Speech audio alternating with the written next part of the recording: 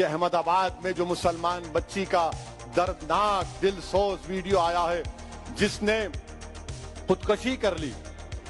میں آپ تمام سے اپیل کر رہا ہوں, چاہے آپ کوئی بھی مذہب کے ہوں, یہ جہیز کی لعنت کو ختم کرو.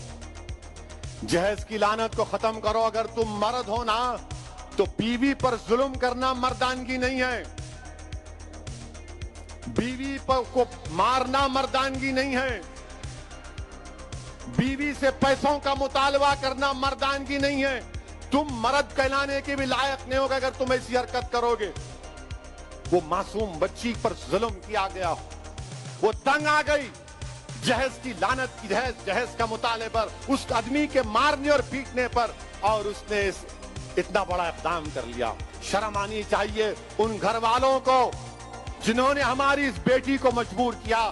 میں تو اللہ سے دعا کروں گی اللہ تم کو غارت کرے. تم لوگوں کو ہر باپ کی تکلیف تم نہیں سمجھ سکتے. اگر کوئی باپ خبر میں جاتا ہے, میں کئی ایسے لوگوں کو جانتا ہوں جو زندگی کی آخری سانسیں لیتے ہیں اور اپنا ہاتھ پکڑ کر دھیمی سی آواز میں کہتے ہیں اسد صاحب بچی کی شادی ہے انتظام کرا دو, مرنے سے پہلے کچھ ہو جائے.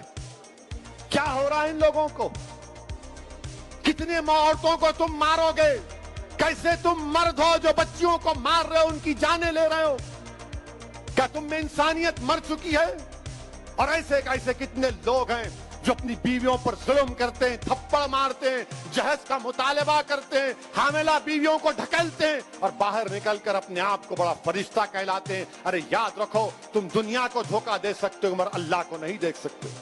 اللہ دیکھ رہا ہے, اللہ سمجھ رہا ہے, اور اللہ ضرور مظلوم کا ساتھ دے گا. اللہ مظلوم کا ساتھ دے گا. میں ان تمام مسلمانوں سے اپیل کر رہا ہوں, اللہ کے رسول صلی اللہ علیہ وسلم نے ارشاد فرمایا تھا کہ تم میں سب سے بہترین وہ ہے جو اپنے گھر والوں سے اچھا ہے. بہترین اخلاق اس کے ہیں جو اپنی بیویوں سے اچھا برتاؤ کرے گا. یاد رکھو اگر تم اپنی بیویوں کو